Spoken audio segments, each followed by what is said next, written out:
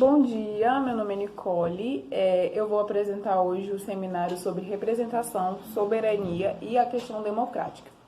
Nesse artigo que foi escolhido para mim, nós vamos começar falando da representação não como um problema organizacional ou um problema técnico, mas como uma questão que ela é confrontada com diferentes ideais normativos.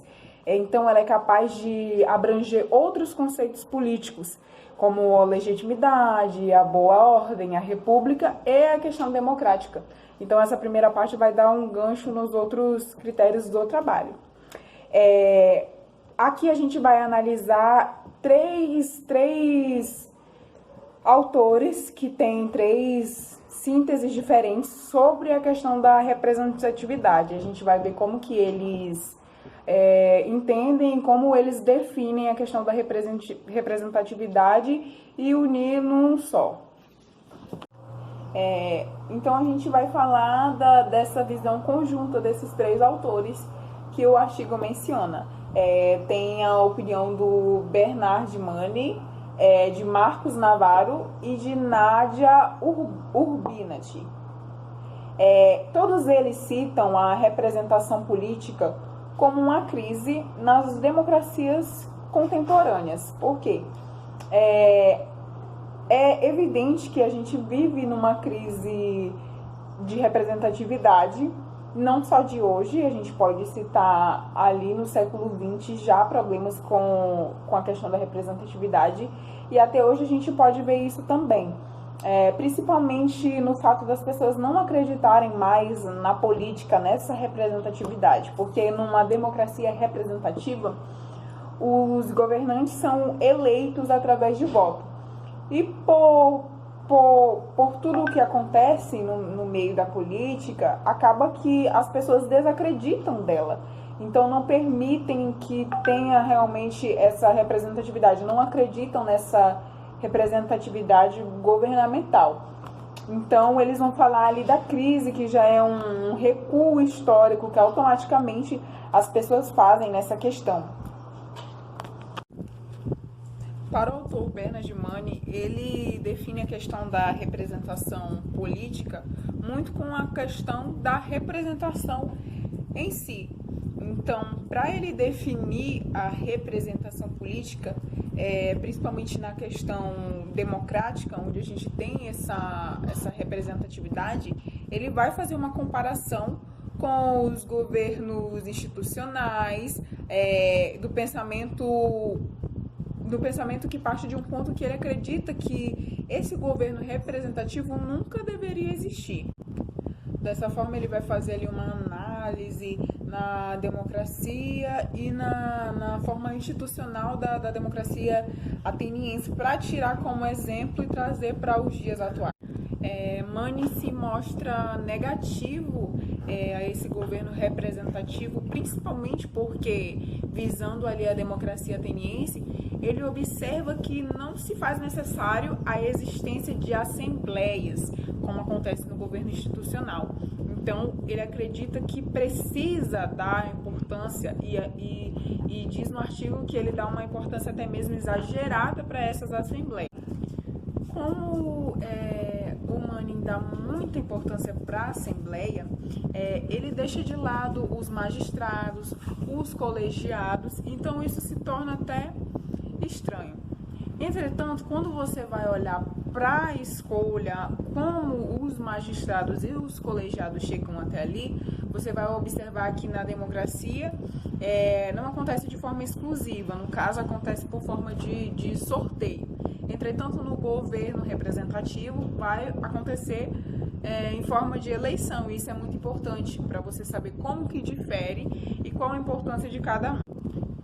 Dessa forma, ele traz essa importância do conhecimento e da aprovação dos governados para definir os governantes.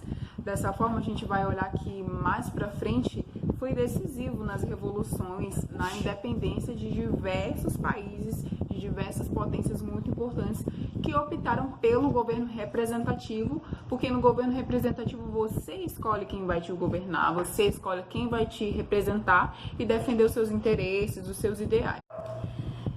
Nessas grandes nações, como a nação inglesa, americana e a francesa, que foram responsáveis por grandes revoluções que a gente conhece, o maior problema deles não era nem com as formas de governo que eram escolhidas popularmente, e sim com a questão do governo hereditário, que era passado de pai para filho.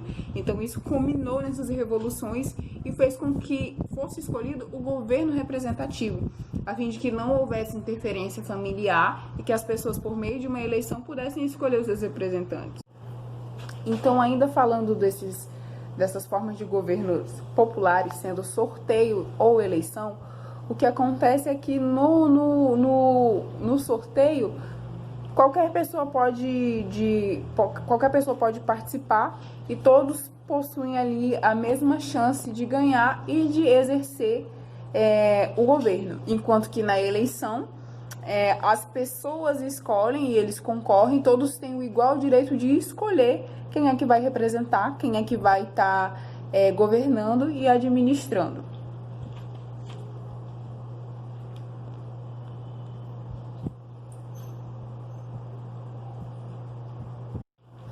A eleição, o tipo de governo definido por eleição, que é esse governo representativo, é muito interessante, partindo do ponto de vista que os candidatos apresentam suas melhores propostas e os cidadãos vão escolher conforme o que eles acham melhor para a sua cidade, para a sua nação. Enquanto que no sorteio eles não têm esse poder para definir quem é que vai estar representando, nem sempre eles vão considerar como a melhor opção, diferentemente da eleição, que você analisa e você vai escolher quem você achar que seja a melhor opção para estar governando. Então, difere muito essas duas formas de governo, mesmo sendo duas formas de governo popular. Sendo que a eleição, a população decide quem é que vai estar no poder, quem é que vai estar governando, quem é que vai estar administrando o poder. Entretanto, o Manning sofre algumas críticas, porque ele limita muito a questão da representatividade política com o governo representativo, que tem essa diferença entre os dois conceitos.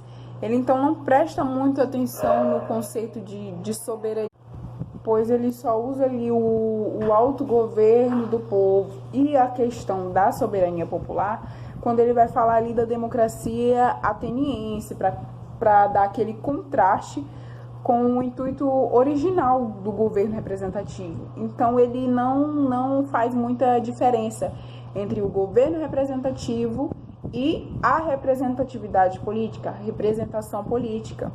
Então, vai citar ali que para os gregos, talvez eles nem conhecessem essa questão da soberania, esse termo de soberania, porque ali, para eles, a nação era autossuficiente, entendeu? Então, ela não se fazia necessário a presença de uma soberania em si, uma vez que ali as polis são consideradas autossuficientes, que não precisam desse governante para que as pessoas possam viver em harmonia e felizes com aquele sistema.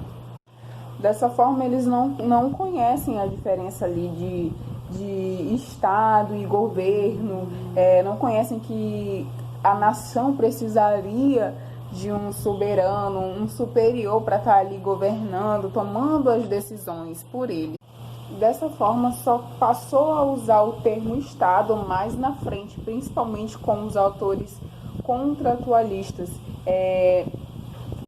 que passaram ali a definir e fazer uma ligação direta entre Estado e soberania.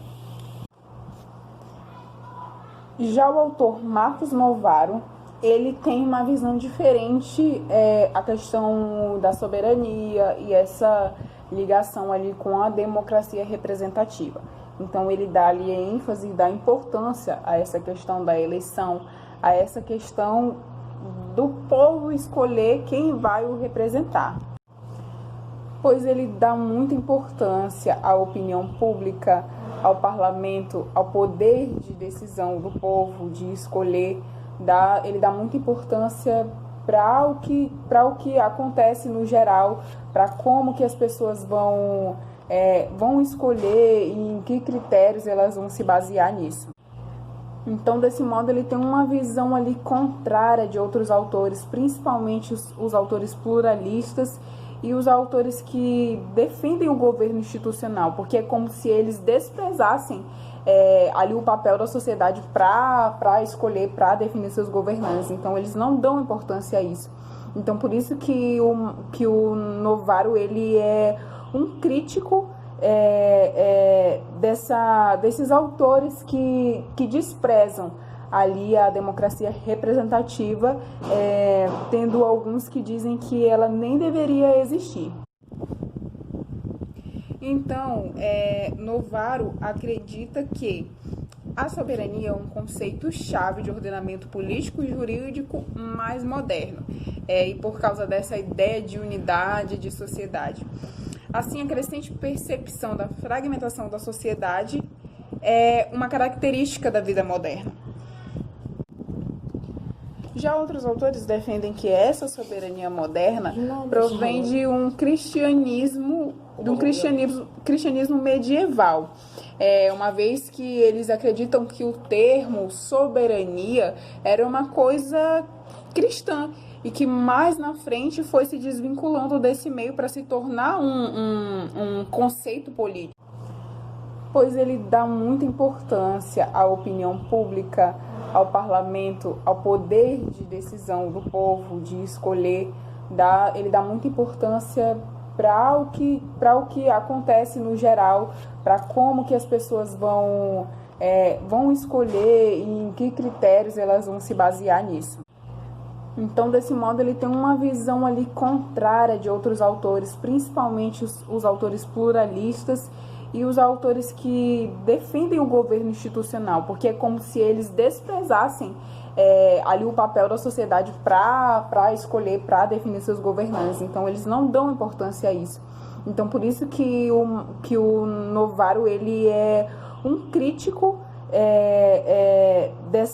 desses autores que desprezam ali a democracia representativa, tendo alguns que dizem que ela nem deveria existir. Então, Novaro acredita que a soberania é um conceito-chave de ordenamento político e jurídico mais moderno, e por causa dessa ideia de unidade de sociedade. Assim, a crescente percepção da fragmentação da sociedade é uma característica da vida moderna. Já outros autores defendem que essa soberania moderna provém de um cristianismo medieval, uma vez que eles acreditam que o termo soberania era uma coisa cristã e que mais na frente foi se desvinculando desse meio para se tornar um conceito político. Dessa forma, como Jesus e a igreja eram a representação do divino como soberanos, eles apenas desvincularam a questão de Jesus e de uma representatividade divina, mas não deixaram de se fazer necessária um representante, um soberano, para estar ali guiando o povo. O autor também fala muito bem dos trabalhos da autora Nadia Urbinati, porque ela defende muito os aspectos da democracia e os aspectos desse governo representativo. Ela defende muito essa questão eleitoral, essa questão da escolha, fazendo essa ligação de governo representativo e democracia, e governo popular e governo democrático. Então ela faz essa semelhança entre eles, fazendo com que eles se complementem, se completem em seus conceitos. Ela busca então desmistificar aquela ideia do primeiro autor de que a democracia não tem ligação com o governo representativo. Ela mostra que é possível ter sim um governo representativo onde a democracia possa ser atuante, possa vigorar. Dessa forma, já falando da democracia, o autor defende que a sociedade democrática deve estar em união, porque a partir do momento em que a democracia passa a ser desunida, ela abre espaço para que cada indivíduo tome ali uma visão diferente. Então, ali dentro de uma sociedade vão ter vários indivíduos com pensamentos ideológicos, com visões diferentes, que vão resultar em conflitos maiores e conflitos internos dentro da sociedade democrática. Porque a partir do momento que tem essa falta de harmonia, os indivíduos vão fazer uma projeção social daquilo que eles acham correto dentro da democracia, e aí passam a existir lados, a existir conflitos que não fazem bem para essa sociedade, que é o que muito se vê hoje em dia, nos dias atuais, todos dentro de uma só democracia, que não vivem em harmonia, pois cada indivíduo ali seguiu uma projeção social, e os que concordam seguem com ela. Então é importante destacar que a sociedade democrática não é apenas um estilo de governo, mas que ela também é um estilo de sociedade, onde as pessoas possuem direitos, onde elas possuem dever, mas que todos são vistos ali de forma igual, que todos têm sua importância, que todos podem interferir, podem escolher. Não é apenas poucos que têm os direitos, mas uma democracia onde todos têm seus direitos assegurados.